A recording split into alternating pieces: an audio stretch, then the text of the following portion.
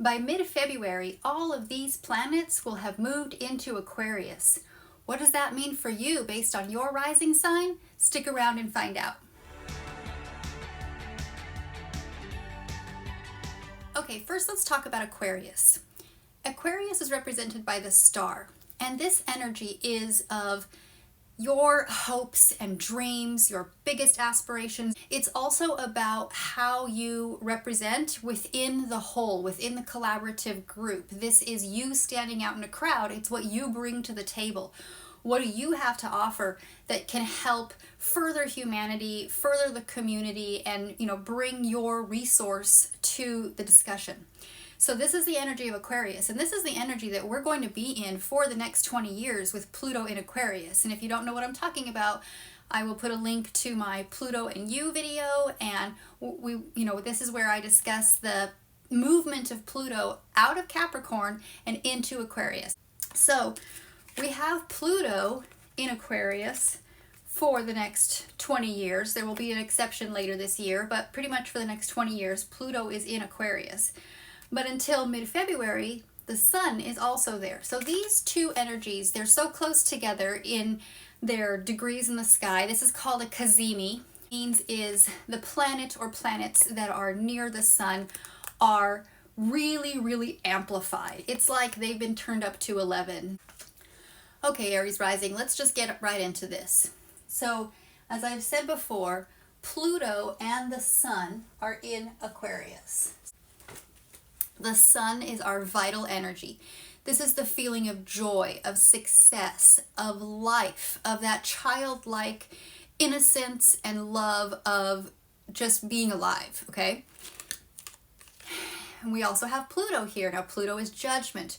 Pluto is upheaval. Pluto gets rid of waste. Pluto is our power. So even though it feels kind of destructive, at the same time, Pluto is really bringing out where we can find this personal power. So that's why it's so important to know where this Pluto is going to be at for you for the next 20 years, because that's going to be bringing out a lot of personal power. And among the ways that Pluto brings out that personal power is by showing you where you have excess, where there's your energy is being wasted at. And sometimes it can be a little brutal when it does that. It can be a little excessive in its tearing down anything that doesn't serve you anymore. So it can feel very abrupt. It can feel very much like the rug has been pulled out from under you. But this can open up doors. It opens up new potential, new possibility for you to find your power. So we have Pluto and the sun also in Aquarius, bringing up this energy of innovation, of independence, of social rebellion and change. So the sun and Pluto in Aquarius, for you Aries Rising, this is your 11th house. Your 11th house is the house of Aquarius. This is the house of Uranus. And this is where you find friendships, social circles, networks, collaborative group efforts. This could be some kind of hobby group. This could be a religious function, a church group. This could be a volunteer group that you participate in. Anything that you come together with other people. That's the 11th house. The 11th house is also the house of dreams and aspirations. So this is really a time for you, Aries, to just hit that go button on your wildest dreams, on your wildest aspirations, especially when it comes to creating humanitarian or collaborative or community efforts. So as we begin February, the sun and Pluto are in your 11th house. Now on the 4th of the month, Mercury, or the magician, this is the energy of manifestation, of magic, of making things happen, of bringing together all the elements and creating what you need from your own resource. So Mercury also moves into the 11th house. Mercury is the mind. Mercury is intellect. So with Mercury moving into your 11th house, this is going to be enhancing your communication within your social circles, within your group and collaborative efforts. This enhanced communication can foster innovative ideas and collaborative thinking. So on the 9th of the month, the moon is also in Aquarius. Look at this huge full house here. We hardly have any room. When the moon enters the same realm as the sun, that is a new moon. So new moons bring us a time of new energy, new starts, new beginnings. This is a time for you to really think through, make a plan, make a strategy for the stuff that's going on in this 11th house for you. These social circles, the social connections, collaborative connections, collective consciousness. The new moon signals a time for transformation and powerful rebirth in your social circle situation, in these group dynamics, as well as within your personal aspirations, your goals, hopes, and dreams. Now, just when you thought this house was full, we have Mars. Mars is the Tower. Now, this card scares a lot of people, especially if you're new to tarot cards. You can look at this card and think, oh my goodness, what is happening here? Mars brings raw energy, raw power. We see the lightning bolt there. That is raw energy. And what happens if you touch raw energy? Well, it can shock you and it can certainly kill you. But energy brings us electricity. It brings us power. It brings us light, warmth, cooks our food. You know, electricity has a lot of good benefits for us. So Mars brings that energy. When Mars comes into this 11th house, I'm going to have to put this to the side because we don't even have room here to put it all in. So just pretend Mars is over here in your 11th house as well. This energizes those social connections. It energizes your group activities. This can foster a push, a dynamic drive toward these collective goals and towards your innovative collaborations. So Mars wakes you up, brings in the energy and says, you can do this, get up. Shake off the sleep. It's time to start moving. It's time to take action. Mars is action. Now on the 16th of the month, this house is getting so full. It's bursting at the seams. There's so much Aquarian energy flowing through every part of you right now, Aries rising. So on the 16th of the month, Venus moves into Aquarius. Venus also steps in here. So full. So many houses, so many planets. All the personal planets are here in Aquarius, in your 11th house, Aries. What does Venus bring to the party? Venus brings that sociable factor. Venus is very much the social butterfly. So Venus brings out our ability to be social, our ability to really feel comfortable in that social situation.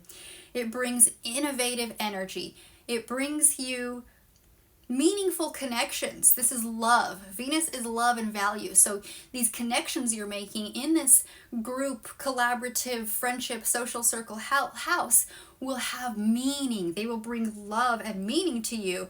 And this emphasizes your love of this collective nature, your love of collaboration with your fellow like-minded friends or people within your group or your community. Okay, so that's a huge Aquarius party going on, Aries. So much Aquarian energy. So really, really tap into that Aquarius energy.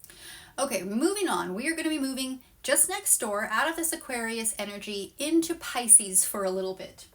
Now, before we even get started with the movements, we have had Neptune, which is the Hanged Man, and Neptune rules Pisces. Neptune is the energy of dreams. It's dreamy. Neptune has been at home in Pisces, really enhancing that dream quality. So maybe some of you are a little more tapped into that and you've been experiencing a lot more weird dreams lately, or much more real dreams, or dreams that you really remember when you wake up.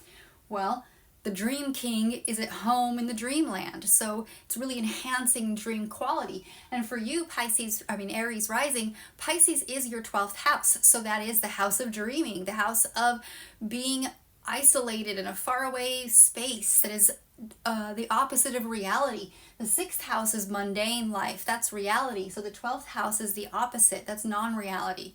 That's delving into areas of life that are more spiritual. Now, along with Neptune, we have Saturn. Saturn is the world, and Saturn is also in Pisces at this time. Saturn brings this whole other energy to the 12th house. Saturn is discipline and structure and building. This energy urges you to have more discipline and structure within your self-reflection. the potential growth that can come through here from having Saturn in the 12th house, bringing that structured, heavy, disciplinary energy to this really fluid, dreamy-like house, is that you are confronting these hidden aspects of your life. The 12th house is all about secrecy and hiding away and isolation and solitude. So this energy of the world coming in it's forcing you to reckon with those things. It's forcing you to confront these hidden aspects of your life with a more structured and disciplined approach. So maybe through counseling, maybe through some kind of structured philosophical or spiritual guidance. Now Neptune there, being at home in the 12th house in Pisces, has really opened up your spiritual sensitivity, your heightened spiritual sensitivity, your heightened dream sensitivity, and it's opening up this area of subconscious exploration that you may not have tapped into previously. What this energy can also do, so you need to be aware of, especially having this lineup of Neptune at home in Pisces, at home in the 12th house, can blur the lines between what is reality and what is fantasy, or what is the ethereal, what is not reality. So that's something to be aware of, at least for the next year, Aries, is that you might have the tendency to be a little out of touch with reality sometimes. Okay, now on the 18th of the month, the sun, let me see if I can do this without dropping everything, moves into Pisces. So the sun has now entered into the 12th house along with Neptune and Saturn.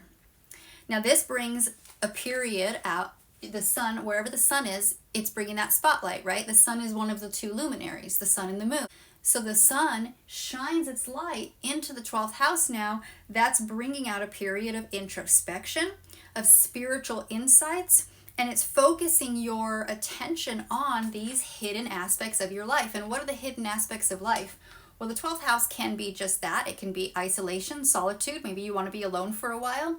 It can also be secrets and enemies, secret enemies, things that are hidden, things that are kind of kept behind closed doors. So this is also the house of self-destruction, and ways that we can self-destruct is through addictions, addictive behavior, obsessive behavior.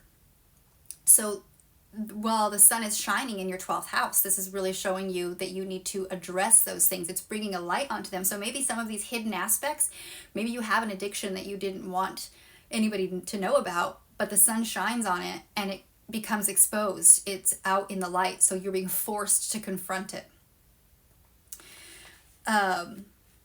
Any type of self-harm. Self-harm is in the 12th house. So if you are harming yourself in some way, it's going to come out and you're going to be forced to confront it. The 12th house is also the house of prison, of isolation that way. So this is a big warning if you're participating or acting on behaviors that could potentially land you in the isolation of jail or prison. You might want to address those, or you're going to be forced to address those. Okay, now that's a little heavy, but moving on. Now we also have Mercury making the move into Pisces. So we're freeing up a little bit of space here in the 11th house. It's not so heavily focused on that collaborative group dynamic, although it will be because Pluto is going to be there for the next 20 years. But the messenger, Mercury, has moved on into your 11th house by the 22nd of the month. So when Mercury enters Pisces in your 12th house, this brings out the enhanced communication around the things we just discussed, the aspects of isolation, self-destruction, spiritual exploration, deep spiritual exploration. This encourages your introspective thoughts. Mercury is all about your mind and introspection and really getting your own thought and your own message out. So this is encouraging you to have a lot more introspective thoughts, to bring those thoughts inside, into the personal, deep interpersonal realm, your psyche, your subconscious. This can also heighten your connection to your own spiritual insights. So maybe you're going on a retreat that will put you in an isolated state, but you're gaining a huge amount of spiritual insight into who you are as a soul being. So lastly, Aries Rising. On the 24th of the month, the moon, Grab her up here. The High Priestess has moved all the way across to Virgo. Virgo's the opposite of Pisces. So whenever we have a full moon, the moon and the sun are in opposition to each other, pulling apart, creating a separation, or bringing your attention to a potential conflict of two opposing parts of your life. In this case, the moon is in the 6th house. That is the house of the daily grind. This is how you just get through the mundane chore. This is survival mode.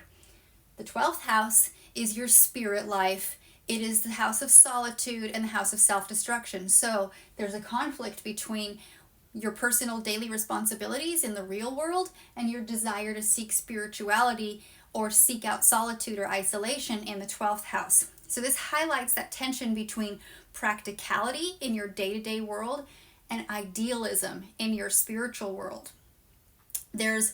You have this idea of what your work and daily life and health situation is, and that may be conflicting with what you want for your spiritual self to be able to express.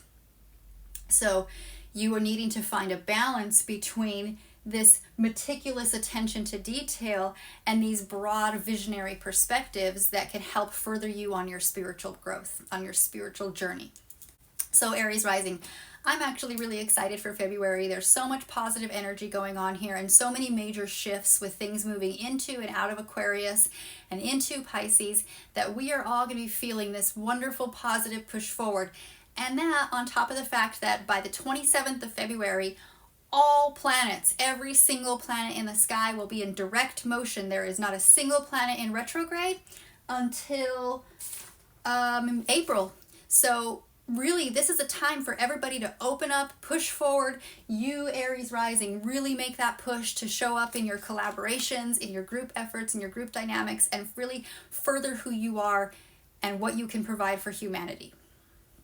Thank you so much for watching, Aries. I'll see you next time.